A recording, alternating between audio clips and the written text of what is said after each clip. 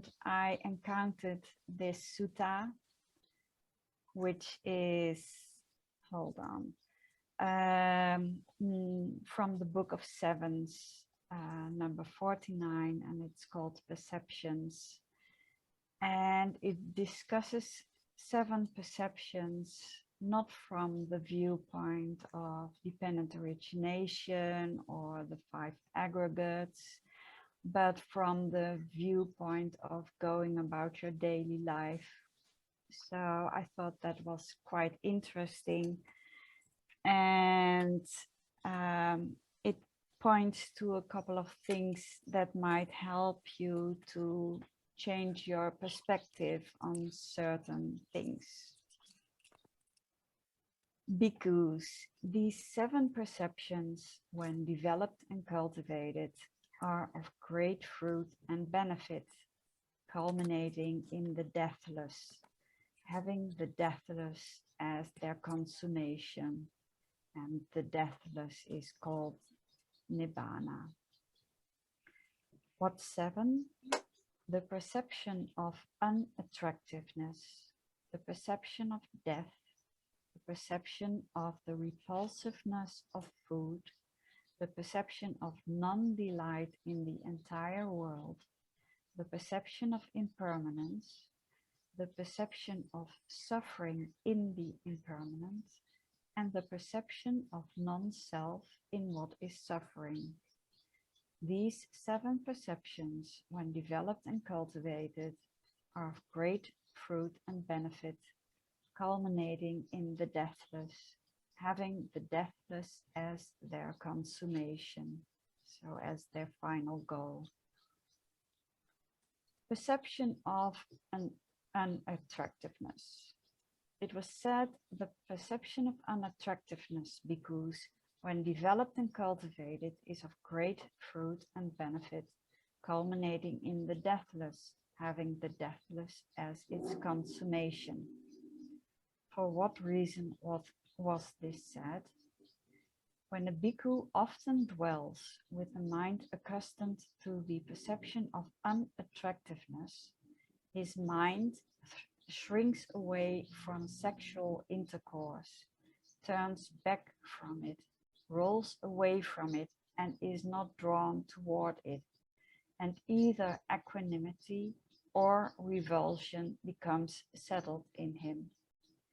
Just as a cock's feather or a strip of sinew thrown into a fire shrinks away from it, turns back from it, rolls away from it, and is not drawn toward it, so it is in regard to sexual intercourse when a bhikkhu often dwells with a mind accustomed to the perception of unattractiveness.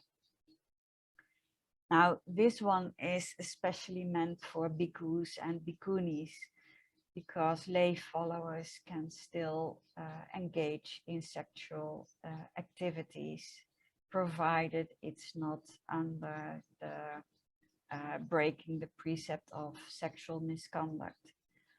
However, this can still be helpful in situations where there is a lot of lust present and you just don't want that.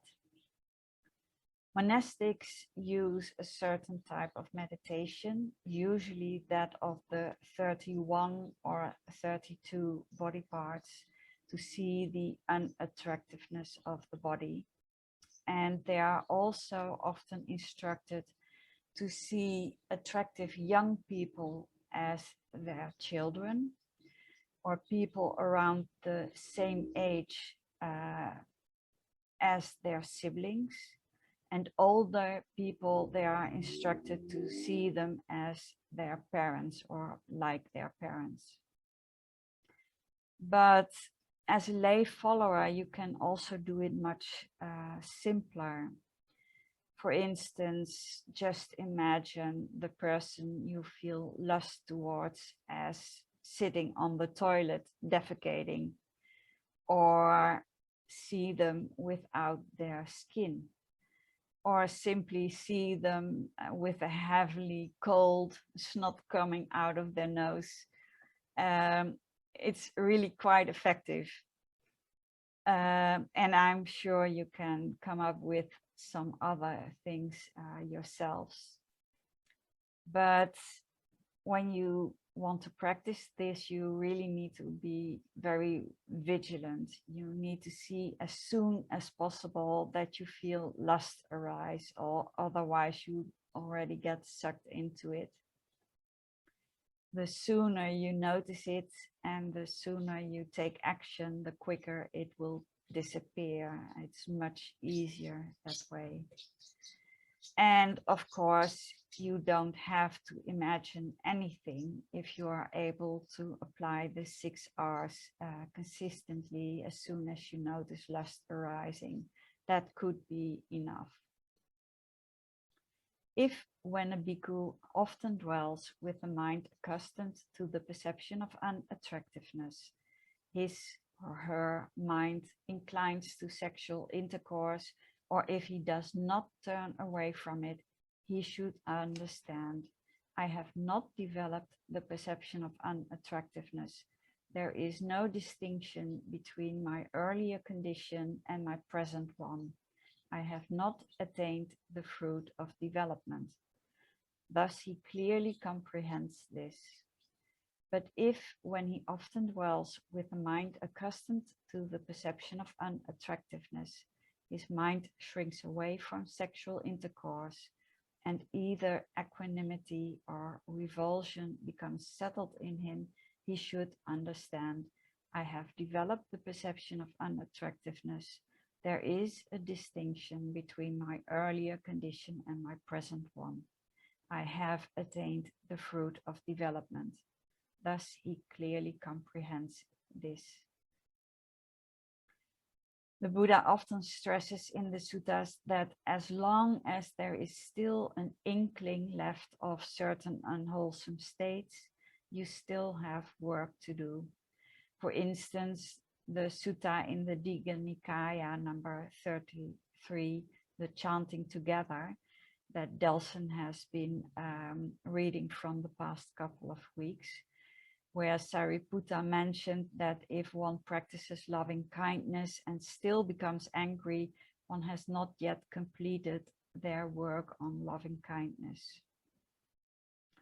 What is also interesting here is that there are 2 things mentioned here, and both are desirable outcomes, namely either equanimity or revulsion. The Buddha often mentions this, that you have to see the attractiveness in unattractive things and vice versa. And you can do that interchangeably as a practice, or else develop equanimity towards it, which will happen by itself if you practice the Brahma Viharas like we do. In equanimity, the mind stays unmoved and balanced, whether something is very attractive or repulsive. And equanimity does not mean that pleasant or unpleasant feelings won't arise anymore, but you can catch them, as it were, by applying the 6 R's. In the last sutta of the Majjhima Nikaya, the Buddha says that you can become equanimous just as quickly as you would open or close your eyes, that fast. And I'm sure there are people here in this group who can confirm this. You can just switch it on when a situation calls for it. It's very helpful in certain experiences that you are having. When it was said, the perception of unattractiveness, bhikkhus, when developed and cultivated, is of great fruit and benefit, culminating in the deathless, having the deathless as its consummation. It is because of this that this was said. It was said, the perception of death, bhikkhus, when developed and cultivated, is of great fruit and benefit, culminating in the deathless, having the deathless as its consummation. For what reason was this said? When a bhikkhu often dwells with the mind accustomed to the perception of death, his mind shrinks away from attachment to life, turns back from it, rolls away from it, and is not drawn toward it, and either equanimity or revulsion becomes settled in him. Just as a cock's feather or a strip of sinew thrown into a fire shrinks away from it, turns back from it, rolls away from it, and is not drawn toward it, so it is in regard to attachment to life, when a bhikkhu often dwells with a mind accustomed to the perception of death. Death and dying is a great taboo in large parts of the world. So it's not easy to get a good look on what a dying or a dead person looks like. Certainly movies try to make it very beautiful and peaceful, but it is suffering, and there is a lot of uncertainty as to how fast and painful the death process will be for a certain being. And certainly if you have problems accepting death, not only your own, but also from your loved ones, there are a few things that you could do to become more familiar with death. There are, for instance, videos on YouTube, like care facilities that show people that are terminally ill and are dying, or even autopsy videos. Or you could do the corpse meditation as is laid out in the Satipatthana Sutta. I have practiced this daily before I encountered TWIM. So starting to see myself lying on a deathbed with a death rattle, pain, too weak to move. And then after the death process, seeing this corpse, the bloating, the oozing, the discoloration, the rotting, and turning into a skeleton. And now this sounds really quite gruesome, especially because we are not used to this at all. But it's because we don't see death and dying as normal processes anymore. We have become completely estranged from this, which makes it even harder for us in these modern times to understand, to truly grasp that this body too can pass away at any time, and it will. And death can be foreseeable, like in certain illnesses. For instance, there is a friend of us who is now dying of a terminal brain tumor. But it can also happen quite unexpectedly, like in an accident or having a heart condition you are not even aware of. But this kind of meditation is actually quite peaceful and very helpful to do for a period of time, to keep in mind that life is fragile and death will come. If, when a bhikkhu often dwells with mind accustomed to the perception of death, his mind inclines to attachment to life, or if he does not turn away from it, he should understand, I have not developed the perception of death. There is no distinction between my earlier condition and my present one. I have not attained the fruit of development. Thus he clearly comprehends this. But if, when he often dwells with a mind accustomed to the perception of death, his mind shrinks away from attachment to life, and either equanimity or revulsion becomes settled in him, he should understand, I have developed the perception of death. There is a distinction between my earlier condition and my present one. I have attained the fruit of development. Thus he clearly comprehends this. When it was said, the perception of death bhikkhus, when developed and cultivated, is of great fruit and benefit, culminating in the deathless, having the deathless as its consummation. It is because of this that this was said. And maybe to clarify, this isn't talking about wanting to commit suicide or having complete hatred for life. It can be, but it's not necessary. It's just that attachment to life comes with a lot of suffering. It was said, the perception of the repulsiveness of food bhikkhus, when developed and cultivated, is of great fruit and benefit, culminating in the deathless, having the deathless as its consummation. For what reason was this said? When a bhikkhu often dwells with a mind accustomed to the perception of the repulsiveness of food, his mind shrinks away from craving for tastes, turns back from it, rolls away from it, and is not drawn toward it. And either equanimity or revulsion becomes settled in him, just as a cock's feather or a strip of sinew thrown into a fire shrinks away from it, turns back from it, rolls away from it, and is not drawn toward it. So it is in regard to craving for tastes, when a bhikkhu often dwells with a mind accustomed to the perception of the repulsiveness of food. Now, this one is probably quite relatable for us, I think. More and more parts of the world have access to plenty of food, whether it's healthy or unhealthy.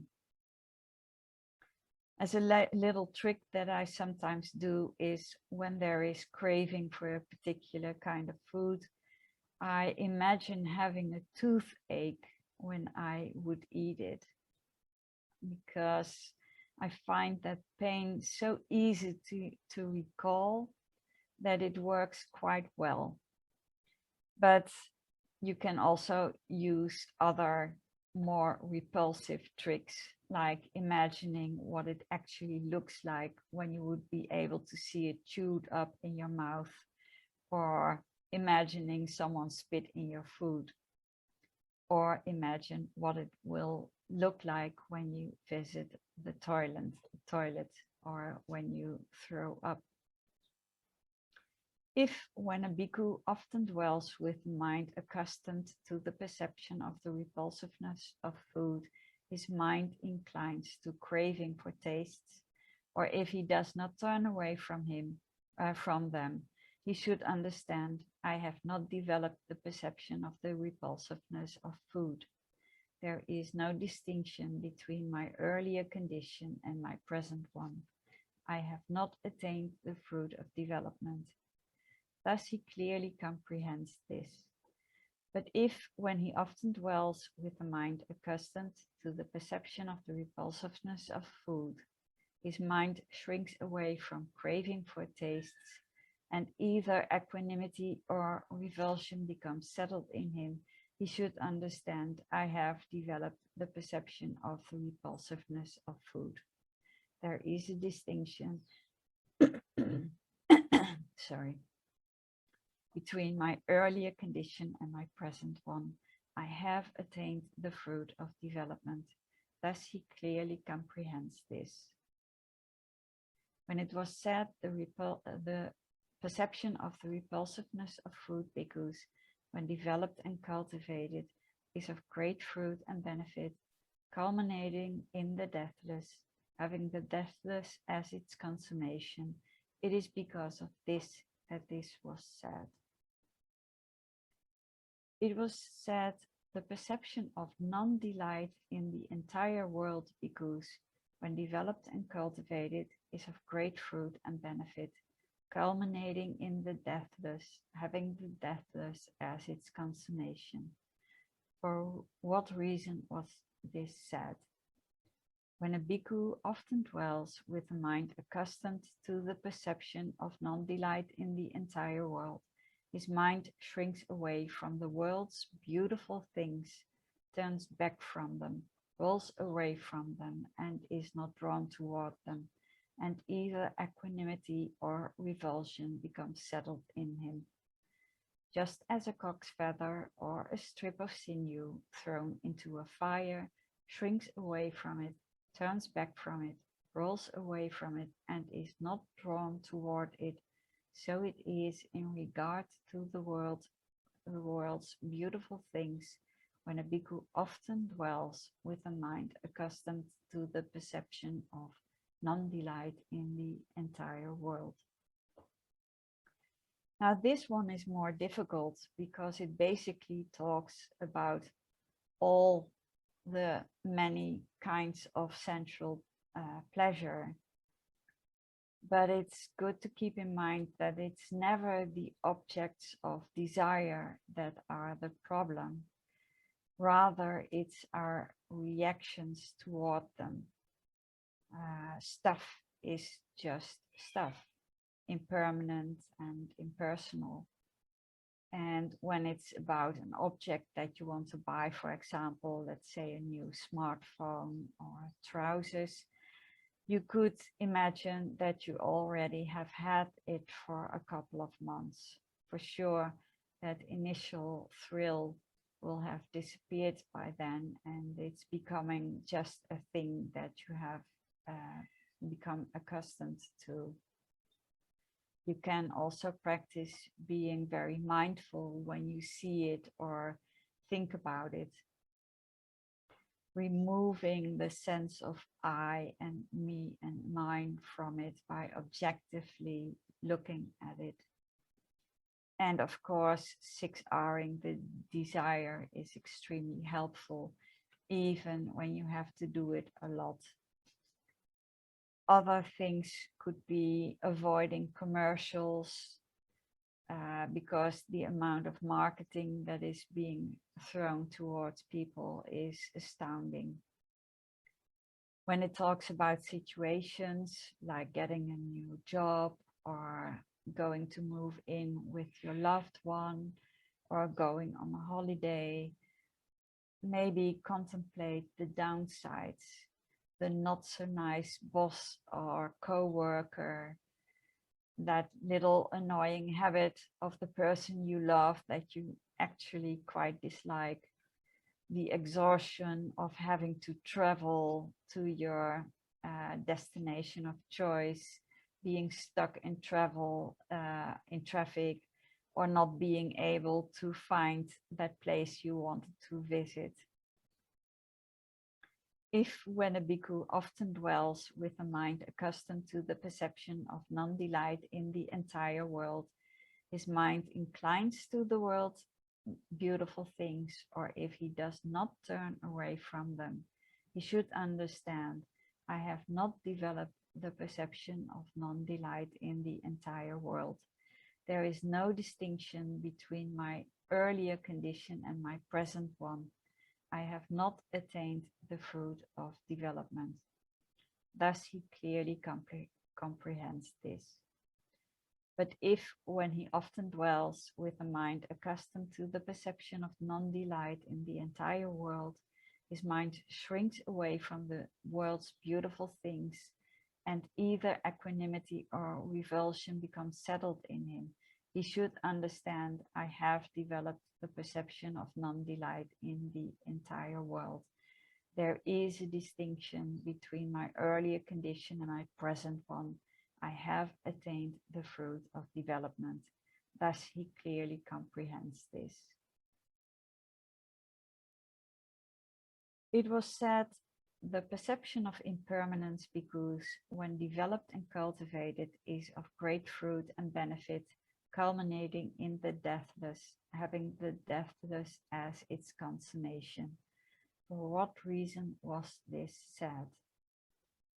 When a bhikkhu often dwells with a mind accustomed to the perception of impermanence, his mind shrinks away from gain, honor, and praise, turns back from them, rolls away from them, and is not drawn towards them, and either equanimity or revulsion becomes settled in him.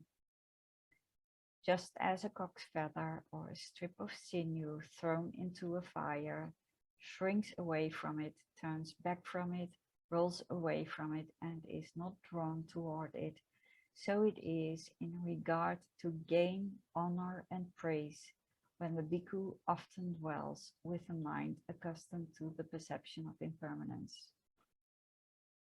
So impermanence is something that we tend to overlook because our vision is usually very short term. We can envision the first weeks of marriage, but not the decades after it.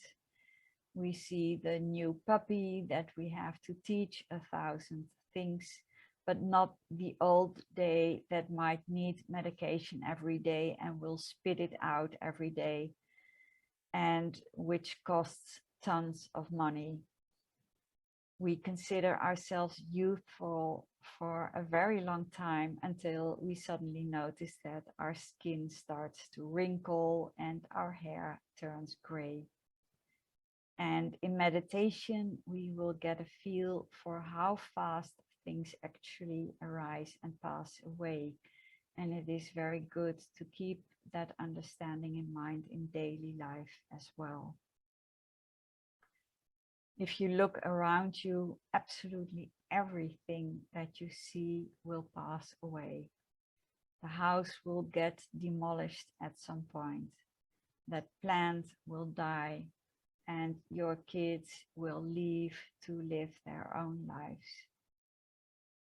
If, when a bhikkhu often dwells with a mind accustomed to the perception of impermanence, his mind inclines to gain, honor, and praise, or if he does not turn away from them, he should understand, I have not developed the perception of impermanence. There is no distinction between my earlier condition and my present one. I have not attained the fruit of development. Thus he clearly comprehends this. But if, when he often dwells with a mind accustomed to the perception of impermanence, his mind shrinks away from gain, honor, and praise, and either equanimity or revulsion becomes settled in him, he should understand, I have developed the perception of impermanence. There is a distinction between my earlier condition and my present one. I have attained the fruit of development. And of course, the Buddha emphasizes that gain, honor, and praise because it was understood that when a bhikkhu went for his alms rounds at certain points in the day or in the month, they were expected to give Dhamma talks and explanations, and it could be quite easy for them to get excited about the thrill that lay followers would have when hearing a good Dhamma talk. And it's just as impermanent as all other things too. It was said the perception of suffering in the impermanent bhikkhus, when developed and cultivated, is of great fruit and benefit, culminating in the deathless, having the deathless as its consummation. When a bhikkhu often dwells with a mind accustomed to the perception of suffering in the impermanent, a keen perception of danger becomes settled in him toward indolence, laziness, slackness, heedlessness, lack of effort, and unreflectiveness, just as towards a murderer with drawn sword.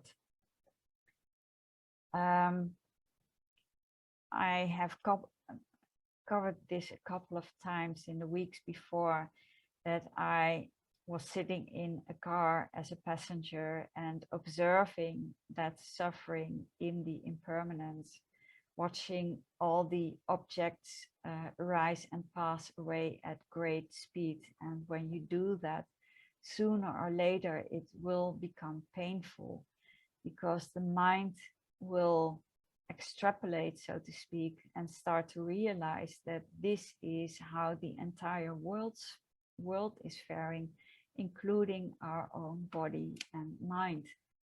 And that pain that arises is the perception of suffering in the impermanent. The realization that absolutely nothing will last forever. It's like we tend to build our lives upon a sinkhole, full of confidence that nothing bad will ever happen until one day everything tumbles down into the sinkhole. If, when a bhikkhu often dwells with a mind accustomed to the perception of suffering in the impermanent, the keen perception of danger does not become settled in him toward indolence, laziness, slackness, heedlessness, lack of effort, and unreflectiveness, just as toward a murderer with drawn sword, he should understand, I have not developed the perception of suffering in the impermanent. There is no distinction between my earlier condition and my present one. I have not attained the fruit of development. Thus he clearly comprehends this. But if, when he often dwells with a mind accustomed to the perception of suffering in the impermanent, a keen perception of danger becomes settled in him towards indolence, laziness, slackness, heedlessness, lack of effort, and unreflectiveness, just as toward a murderer with drawn sword, he should understand, I have developed the perception of suffering in the impermanent. There is a distinction between my earlier condition and my present one. I have attained the fruit of development. Thus he clearly comprehends this. And also, when you are aware of the suffering in the impermanent, the Buddha is saying that be careful, you can drop dead any minute. So practice while you still can. We are now in the human realm, which is the perfect realm to practice, because in the lower realms there is so much suffering that you can't focus on the Dhamma even if you would want to, or in the case of animals you would not be able to understand the Dhamma. And in the higher realms there are so much pleasurable sensations that you probably will think, well, there is always tomorrow. Today I'm going to enjoy myself. It was said, the perception of non-self in what is suffering, bhikkhus, when developed and cultivated, is of great fruit and benefit, culminating in the deathless, having the deathless as its consummation. For what reason was this said? When a bhikkhu often dwells with a mind accustomed to the perception of non-self in what is suffering, his mind is devoid of I-making, mind-making, and conceit regarding this conscious body and all external objects. It has transcended discrimination and is peaceful and well liberated. To mention another sutta, Samyutta Nikaya 22, number 59, the characteristic of non-self. The Buddha stated, is what is impermanent, suffering, and subject to change, fit to be regarded thus. This is mine, this I am, and this is myself. If something would be fit to call a self, you would expect to be able to control it. And you would not want to have any suffering. So you would make sure that you would have pleasurable experiences forever, and you would be happy all the time. And this brings up perhaps the question, how can there be a self in suffering? Because we do not like suffering. And yet we see all the time that we take it personal. We talk about my headache, or I have a cold, instead of the body is experiencing a cold. My child has problems in school. My car broke down. My debt, or that person hates me. We really have to practice to perceive in a more objective way. Bodily ailments are just there because there were causes that came into play. It's not your cold, it's just a bunch of rhinoviruses who happen to be near the body and seize the opportunity to enter cells in the nose. And as a response, mucus starts to form because those specific cells do that. And there are unpleasant bodily sensations, and the immune system gets activated to fight it off. So it's quite a chain reaction, and not I have a cold. And those things in the body happen not to help you, a person, but just because that is how the human body has evolved. The body has not a perception of, I need to help that poor person. It's just what happens. And a debt is basically numbers on paper or on a computer, because money, the entire concept of money, is not even real. It's just that we made agreements with each other. Let's use this piece of paper or this piece of metal or those numbers on the computer, and we will call them money. So yeah, it's a concept that we will have to deal with for sure if you have debts, but you have a choice to deal with it at an appropriate time. Or on the contrary, will we stay up all night full of worry and not coming up with a solution at all? That won't fix anything. Or that person that hates you, well, they don't dislike you 24/7 because they are completely entangled in their own self and their own life. And that hate might not even have to do anything with you, but with feelings that arise in them. Or maybe you remind them of someone they encountered in the past. You can know that. If, when a bhikkhu often dwells with a mind accustomed to the perception of non-self in what is suffering, his mind is not devoid of I-making, mind-making, and conceit regarding this conscious body and all external objects. If it does not transcend discrimination and become peaceful and well liberated, he should understand I have not developed the perception of non-self in what is suffering. There is no distinction between my earlier condition and my present one. I have not attained the fruit of development. Thus he clearly comprehends this. But if, when he often dwells with a mind accustomed to the perception of non-self in what is suffering, his mind is devoid of I-making, mind-making, and conceit regarding this conscious body and all external objects, and if it has transcended discrimination and become peaceful and well liberated, he should understand I have developed the perception of non-self in what is suffering. There is a distinction between my earlier condition and my present one. I have attained the fruit of development. And maybe also to mention, the Buddha is talking about becoming peaceful and well liberated. So changing your perception, it might be weird to try at first, but the result is pleasant and peaceful.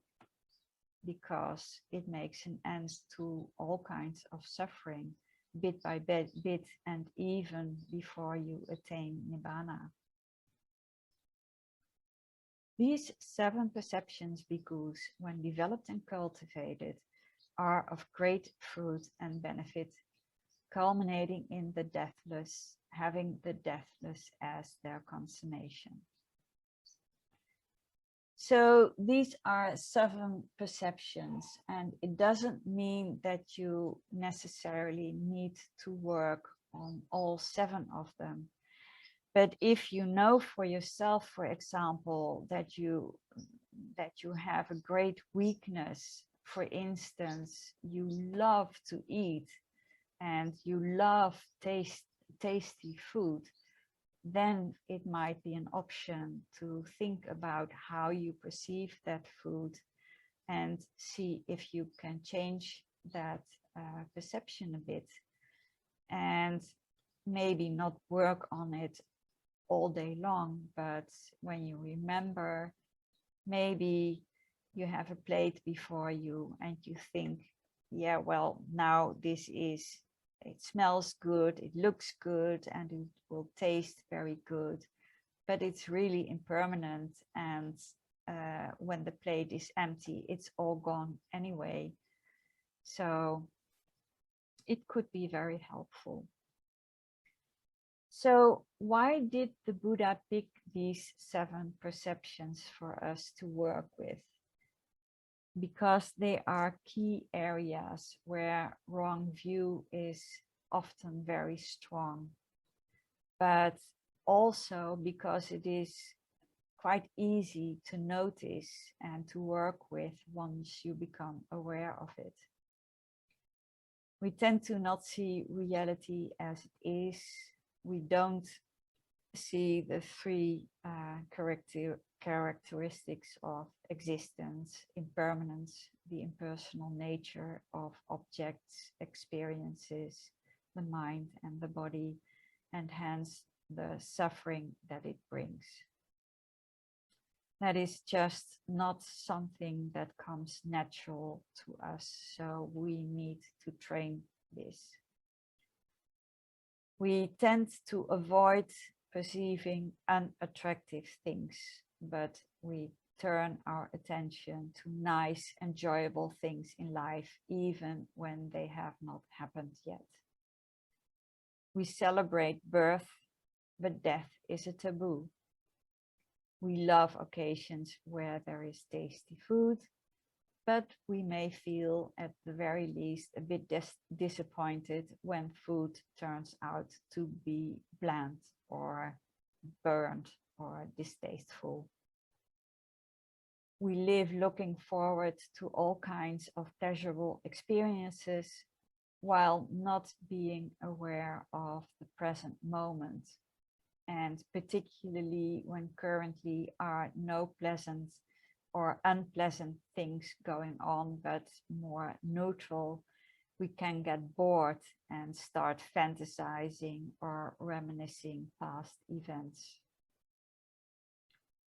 We prefer to pretend that pleasurable things are permanent, so may they live happily ever after. Impermanence is often a nuisance unless you are in sales, perhaps. And even if we are aware of impermanence, then we don't want to dwell on it for too long, because we actually know that it is painful to think about the impermanence of things. And the biggest misconception of all is that we see everything through the lens of I, me, mine, myself. And if we would be able to truly penetrate only this one perception, all those other misperceptions would fade away instantly. So when you become aware of these kinds of perceptions and you start to change your perspective of them, you will be closer much closer to attaining Nibbana. However, even if you don't, you will find that as this practice deepens over time, equanimity will start to arise more and more often, also in daily life and for large parts of the day.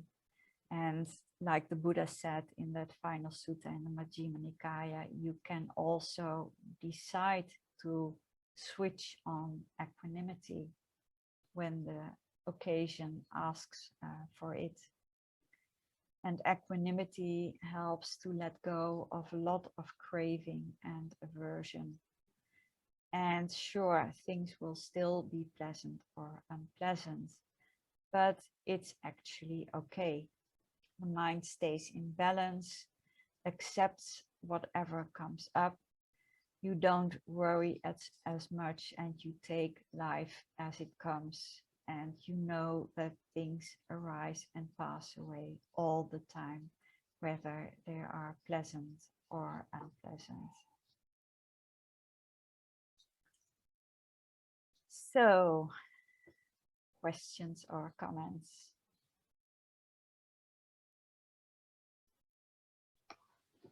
Thank you, Sal. This is really wonderful. Yeah. Thank you, Sal. Really nice. I don't know, like for me, it's a little bit of the common. I used to do quite a bit of death meditation as well. It's in the beginning, it's like in a way it's scary because death is something that we normally don't think about at all. You know, it's just and we kind of like feel like always we're gonna live for a while. You know, our parents gonna live for a while. Well, our kids going to definitely live for a while. That's what we think, right? So when I started that death meditations, is in the beginning it's quite scary, but it does help you bring up the equanimity in you. I think I don't know. For me, that is the one that instantly will bring up your equanimity and balance it. You know, like if you are, sometimes you feel like you are in a cloud nine for whatever reason, then you have to bring yourself down with that. So yeah, it's a really wonderful. I just wanted to mention that there is I was talking with Delson a couple of days ago about this as well. There is a really good guided meditation by Bhikkhu Analayo on YouTube on the death. I know it. It's really wonderful. Not just about the death, that after you die, this is your body, this is how it's going to happen, but he take you to the journey of preparation for death. This is the part that the very first time when I heard it, it's hit me really, really hard, is you have to leave your name and you have to leave all your degrees and everything, even the books, even the clothing that you're wearing right now. When you are in the meditative state and when you realize it, it is so much equanimity bring up, and and realize how things might be fragile, and things that we are holding on for whatever reason, we all have to leave it behind. Once you bring up that mindset, the other things will fall in place, right? So I don't know. That's one thing I just want to share with the group. That's all. Yeah. I have two comments. The meditation from Bhikkhu Analayo you can find, I think, on dharmaseed.org. Okay. It's a beautiful meditation. I've listened to it before I started as well. He also talks about that death rattle and the breathing changes when we die. Yes. At least when there is a sickness, let's say, and we die, there is often a death rattle. It's a beautiful meditation. And the other thing I would want to mention is what I noticed for myself is not only equanimity, but also a tremendous deep appreciation for the people I love in my life.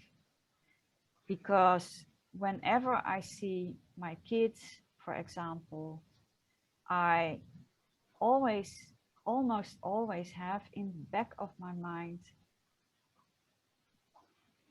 still with a little awareness that it might quite possibly be the last time I will ever see them. Yeah.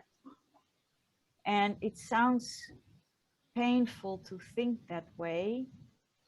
And of course it is, because it's impermanent, and that's the suffering in the impermanent too. But it also makes the interaction with people around you better, because you don't want to send out your kid that day and they die, and you will forever remember that you were not very nice to them when they left that morning, for instance. So I think this is a very good meditation on multiple levels. It's painful. Thank you, Miyako. Thank you. It's painful, but it teaches us a lot. I think apart from TWIM, this is probably the meditation I would encourage people to try out. So yes, as a comment to your comment. I wanted to mention something. Can you hear me? Yeah. Yes. It reminds me of maybe a meditation or a contemplation from Thich Nhat Hanh, where he teaches if you're angry at your loved one, if you're having an argument or something, just close your eyes and imagine them 200 years from now. And right. I really like that one. Yeah. So I just wanted to share. Thank you. Yeah. You're welcome. Yeah, beautiful. Yeah, I just share the bhikkhu Analayo, that meditation. It's about 40 minutes. It's he has a little bit, yeah, he has a little bit of heavy accent, so you really have to quiet down and listen to it and meditate through it. I recommend that. Yeah. Yeah, another thing in your Dharma talk mentioned about this repulsiveness of food. That is another really, really good, way of thinking, because when we were eating, food is, I think our attachment probably is like our last attachment that we could let go. It is probably the food, like it's just because we don't even look at it like, all these ethnic food everywhere. So meaning as a human being, everywhere you go, you bring your own food with you. That's attachment. So it's a pretty good. I don't see any kind of meditation on that, but every time you are eating it, something that you like, and when you are going to go for a more of it or whatever, maybe bring awareness and pay attention to it, what you are doing. Yeah. It might also make it easier to share your food with other people. Yeah.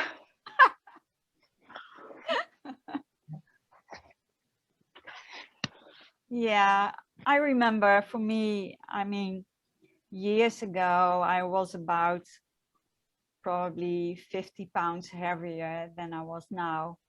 And I started teaching myself to eat once a day.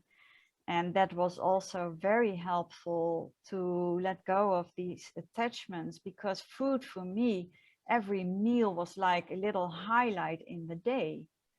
It was when you are bored or depressed, food seems to make everything a little bit better.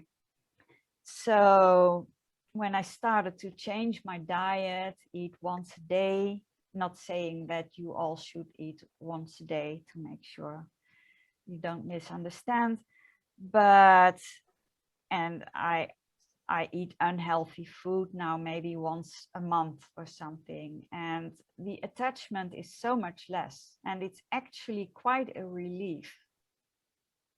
And I would not have believed that earlier, but it's a relief because I eat at dinner, and I can now be around people who are eating, and it doesn't bother me at all.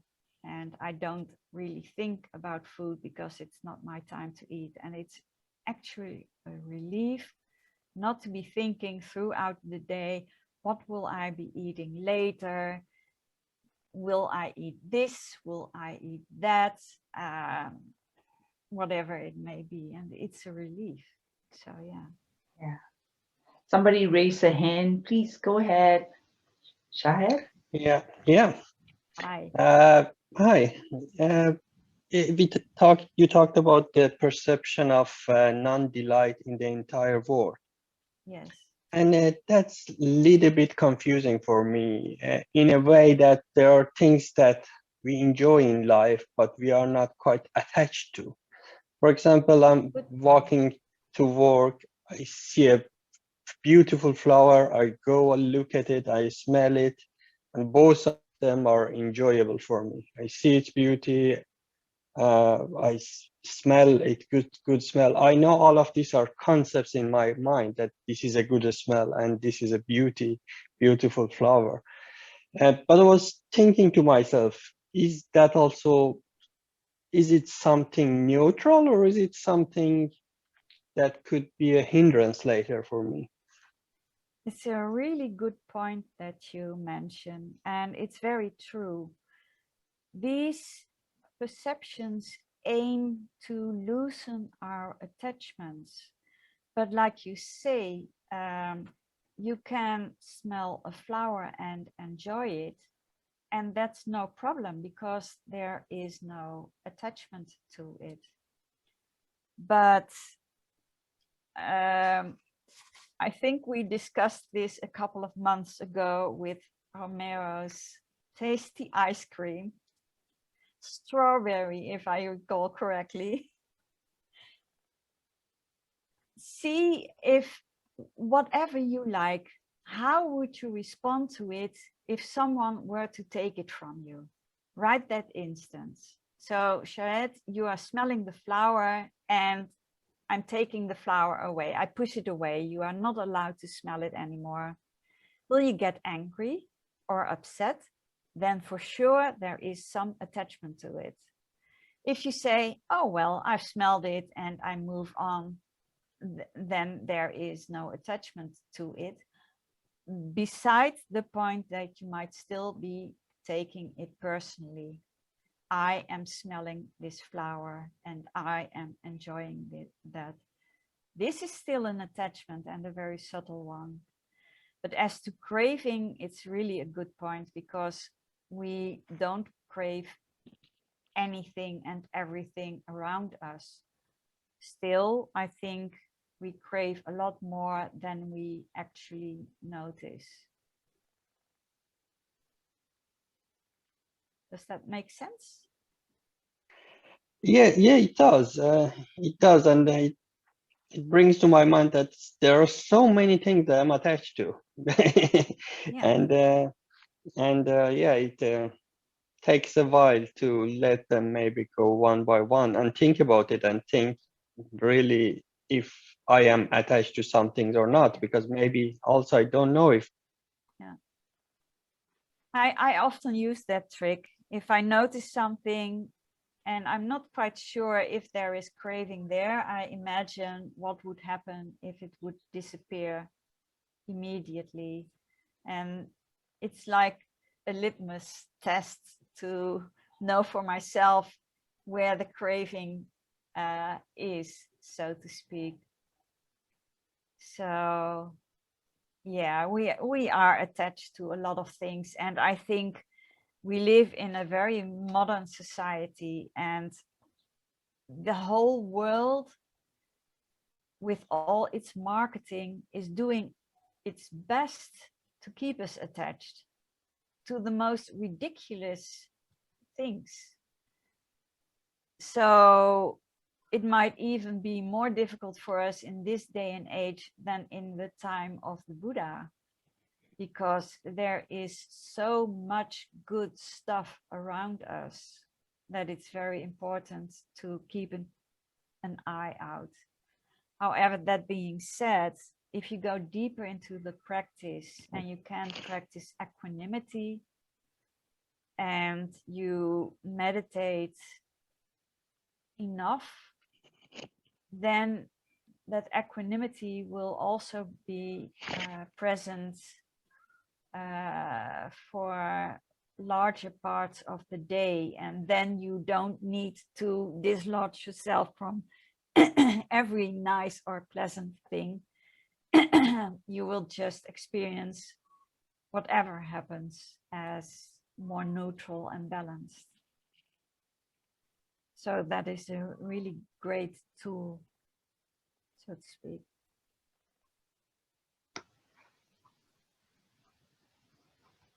Pablo has raised hand. Go ahead. So let me remember the comment in question, because my head is in outer space right now. So what was it? Oh yeah, okay. So it was about the three characteristics: suffering, not self, and impermanence. So the thing is, the two characteristics which are not self and suffering. Those characteristics have been something that I've been, even before meditating or anything or knowing Buddhism, it's something that I already kind of took into account. But the hard one for me is impermanence. And I'm the kind of person that if someone wrote in a page of paper just what my life is going to be for the next 80 years, and they just tell me you're going to have the most boring life, I'd be happy, because I wouldn't have to make any decisions. So I'm very bad with impermanence, very, very bad.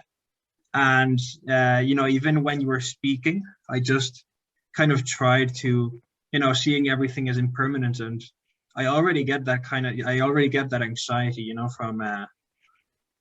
from just seeing that, I'm going to have to do so much stuff during the years, and it's terrible. So my, yeah, it's horrible.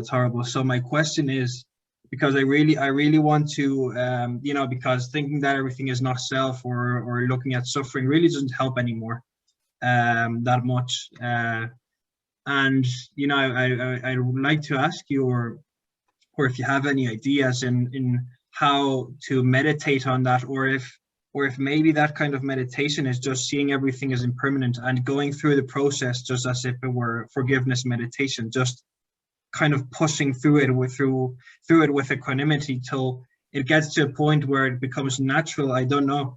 So that would be my question, more or less, if you have any ideas on the impermanence. Well, it depends on where you are in your practice. But I would say that the meditation in and of itself is a great place to start, because certainly when you get more familiar with the jhana factors and whatever you encounter in your meditation, you will see very clearly that these states are impermanent. And for instance, you will realize that when you had a depression, for instance, you have that sensation that it's a permanent state where you are constantly depressed. And when you start meditating, you see that, well, no, actually, that feeling too arises and passes away and changes, and all those jhana factors and the object of meditation and the hindrances are all constantly arising and passing away. And when it returns, it's not that hindrance that returns, it's just a new hindrance that pops up because the causes were suitable for it. So you can make it something to see in the meditation. So instead of regular TWIM, just sit and watch it arise and pass away. So that's a slightly different object, right? Instead of the Brahma Viharas, you are focusing on the arising and passing away. So that's one, but also in daily life, I think, because you also mentioned that experiences that you will experience if you live long enough, because you never know, that can be quite scary. So I would also look around you, yourself, your body, changes in the way you perceive the world. For instance, a year ago, you saw the world in a different way than you do nowadays. Changes in your life. You have a girlfriend now, for instance, and you didn't have one, I don't know, a couple of years ago. So try to, both in the meditation and in daily life, see that impermanence, but if it scares you, I think you can do that. Try to watch it all with a bit of equanimity, because that will balance it more. It will be less scary. It's just more changing into a fact of life, so to speak. Okay, helpful? perfect. Perfect, thank you. Yeah, I'm gonna, actually, when you said about the impermanence in meditation, I don't know why I didn't ever think about it, but I think that would be a very good idea. Would that be done inside the meditation, or would it be done reviewing the meditation, or maybe both? Because right now, the way I see it, maybe reviewing the meditation later on may be a better idea than actually introducing a new object, or would it just be an investigation of states and just taking that into account, making a determination before the meditation to actually see the impermanence? For you, because for the others, I have Pablo in a retreat right now, so I know where he is. So not as a general comment, but for you, I think you should decide for yourself. Okay. See how you feel and see what makes most sense for you at that time. I would say that. And as a general comment, please don't change your regular TWIM meditation and only start perceiving the impermanent in meditation. But I don't think there is anything wrong with it to now and then decide to do a sit and just watch the arising and passing away if you would like to do that. But I would still keep the 6 R's intact. So if you are distracted from watching the arising and passing away of things, 6 R that, know that this too was impermanent and come back to your object.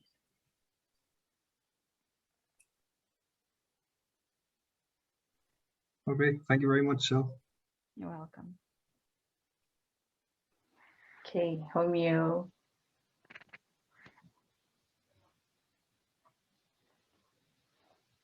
You are on mute. I've been doing that a lot lately. I don't understand. I've never did that before. Impermanence. I never did that before. Let me just make a quick comment to what Pablo said. I think the flip side of looking out for impermanence is also, it might help, it's helped me, is to try to figure out what do I think is permanent, right? So, you know, not forgetting to unmute myself, I thought was permanent, but lately I realized, oh no, I was mistaken. It was very subtle, but I thought I didn't make that kind of mistake like everyone makes. And when I heard you speaking, Pablo, you know, like, I'm paraphrasing here, you know, like, I'm that kind of person that doesn't like to make these decisions, or if everything is boring, then that's fine, right? Like, that's what you think right now, that could change. Like, you have a belief that that is permanent, that that's not going to change, and that you are this way forever. Like, but that's just a belief, you know, and that something is permanent. So it's the flip side, you know, and if, on one hand, you can try to notice how things change. On the other, you can investigate, what do I think never changes, right? And it also shows you impermanence in some way. Anyway, that's helped me. My question is still, again, thank you for your talk, is, I guess I have two questions. One, like, how do you balance, I guess, being a layperson with some of the advice that Buddha gives to monks, right? Because this was, you know, for monks, and like, I'm a layperson, and like yesterday, like, it was my brother's birthday, there was food, there was cake, right? So, you know, like, sex is allowed for, you know, lay people. As Shahed said, you know, if you see a flower and it's beautiful, right? There's beautiful things in the world. Like, how do you balance, I guess it's so similar to my strawberry ice cream question, but like, how do you balance what you read in the suttas with, you know, just like, it's okay if some of these pleasant things happen? And the other thing, and the second question related is, you know, the Buddha said in the suttas, like, the person ends up in equanimity or revulsion. And that, to me, the revulsion just seems like aversion. Like, it's like he's recommending aversion as opposed to, you know, equanimity, right? And so that just left me a little bit, you know, surprised by the recommendation. So those are my questions. Yeah. The first one, how do you balance it, is know yourself. Know where are your biggest attachments. Where do you suffer most? If you notice that there is a lot of craving around food, where you are visiting a couple of friends and you perceive smells from the kitchen, and you don't really listen to your friends anymore because you are thinking, oh, what are we going to eat? And will there be enough for me? And things like that. Then you might consider that it might be more of a problem than you actually realize. And then you could say, well, maybe I should pick a little something, maybe from those suggestions I gave, and start working with it a little bit. I think basically you decide for yourself, because you know perfectly well what kinds of things seem pleasant but also bring a lot of suffering.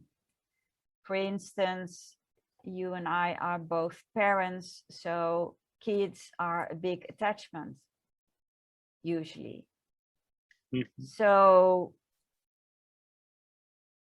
I think that when you know that and it's becoming problematic in your life, then you might think about trying to balance it more.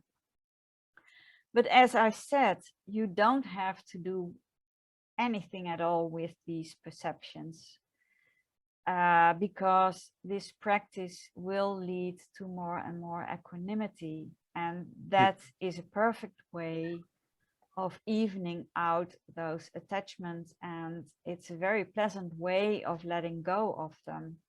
So you don't have to do anything at all with them.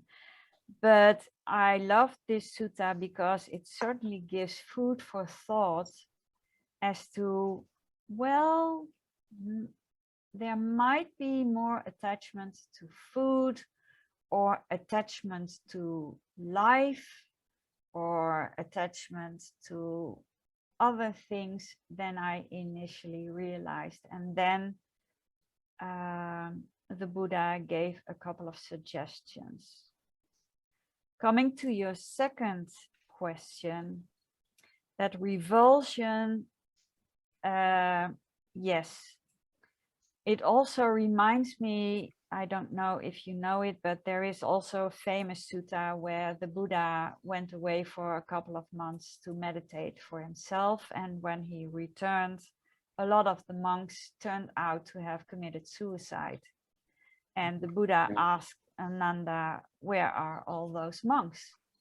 And Ananda, I think, said, well, they were a bit enthusiastically practicing the 32 body parts meditation and ended up with such revulsion that they hated their body and used the knife.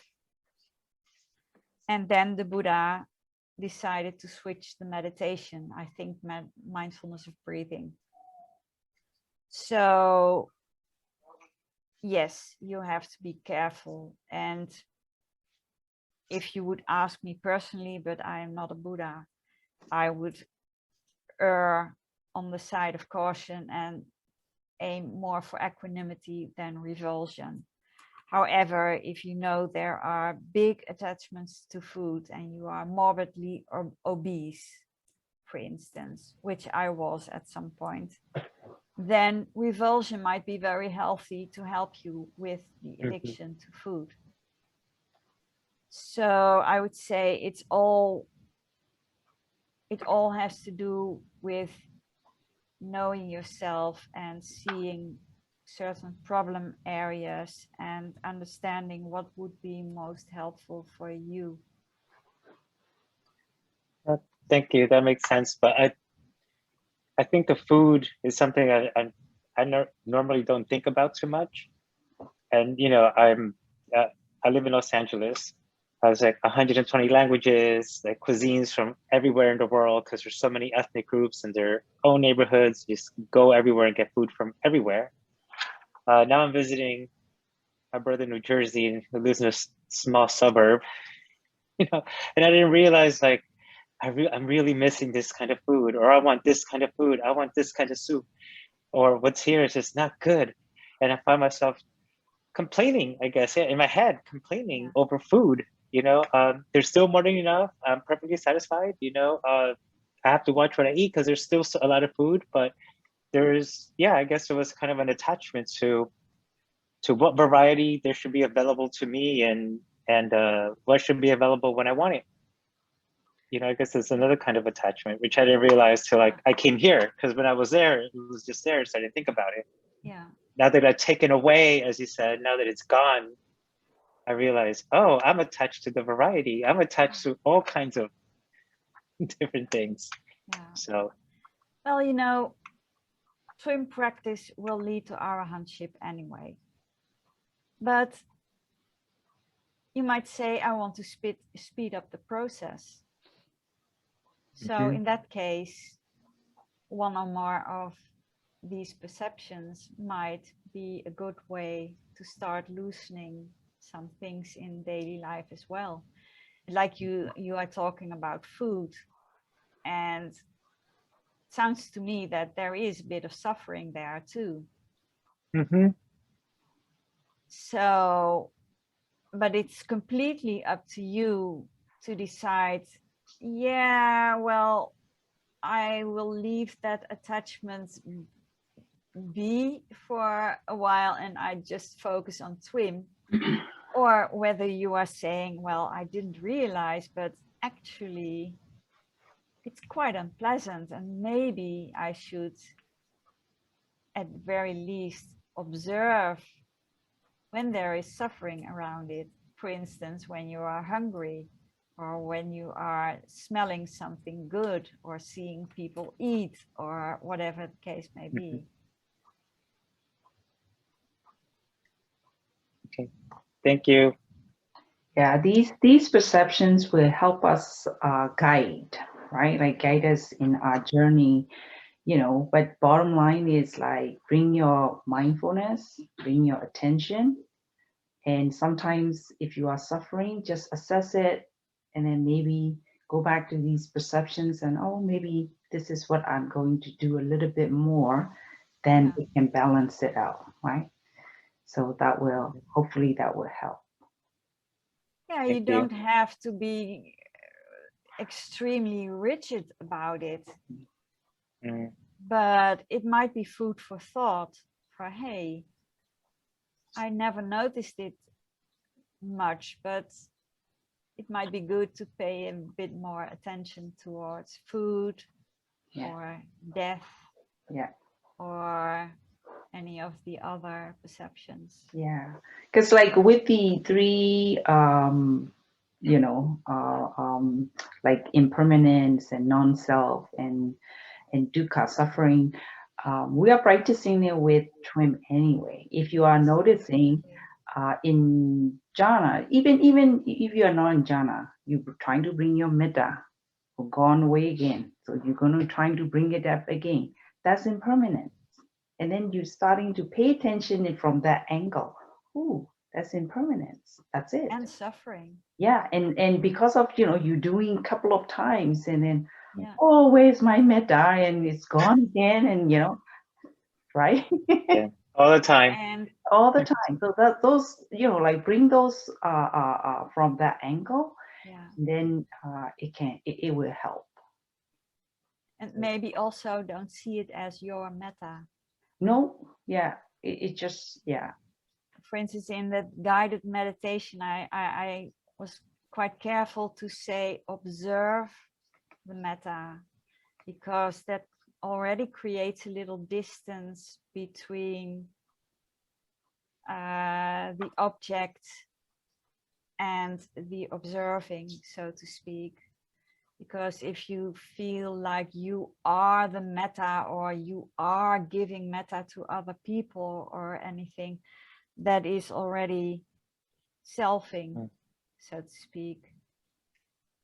And the Buddha called also things like metta a boil, a disease, suffering, and a whole list I don't even remember of all kinds of unpleasant things, because they are conditioned.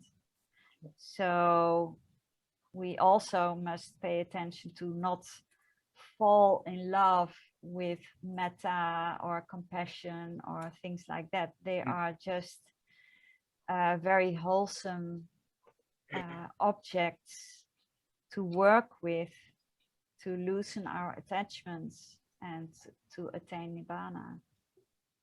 But they are also impermanent, yeah, and still leading to suffering because they are conditioned. All right. Thank you. All right, that's a really wonderful discussion we had today. So I'm so happy. And again, thank you so much, Sal, for all your hard work and, you know, your wisdom and giving time for us. So let's share merit for now. Everybody wants to join me, please. May suffering one Suffering once suffer, be suffering free. and the fear struck fearless be. May the grieving shed all grief. All grief, May all and may beings all beings find relief. may all All beings beings share merit this that we merit thus us acquire for the acquisitions of all kinds of happiness. May beings inhabiting space and earth, devas and of almighty power, share the merit of ours. May God protect Buddha dispensation. Sadhu, sadhu, sadhu. Thank you, Thank you, Sil. Thank you, everyone. Kim. Thank you, everybody. Thank Thank you. you. Thank you, Sel. Thank you. Thank you, Kim. Thank you. Yes. Thank you, everyone. Nice to see everyone. Yeah. Thank you.